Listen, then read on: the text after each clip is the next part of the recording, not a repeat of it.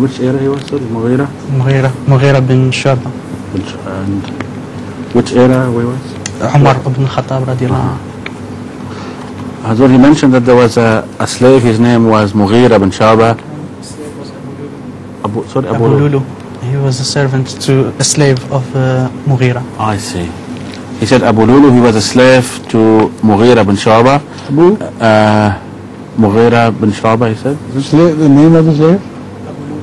Abu Lulu. Yes. He was a slave to Mughira bin Shu'ba, and this thing were happening during the Khilafah time of Hazrat Umar bin Khattab. He said, we know that Islam has completely diminished the slavery altogether, so how comes this person still a slave in the Khilafah Rashida era? How slavery could continue? Yes. Yes. I mean, how is it possible that still some slave was there when Islam has abolished slavery? Islam abolished enslaving people, except during a hard-fought war.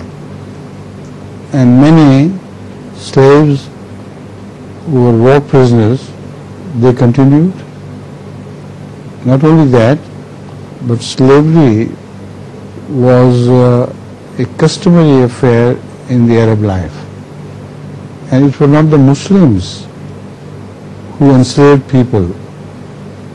They bought slaves from those who had enslaved them according to their own customary habits. And they, in fact, many a time bought them and liberated them. For instance, Hazrat Abdurrahman bin Auf.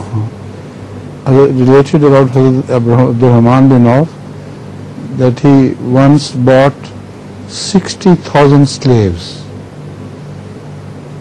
and liberated them, all of them, not keeping one. So Islam condemns slavery in every sort. Every man is born free, and Islam does not permit you to enslave free people, except for what I have told. That particular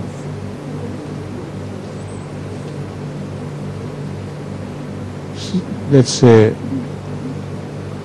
that particular state of war, the particular state of war which is not just a skirmish, it is a full-blooded war.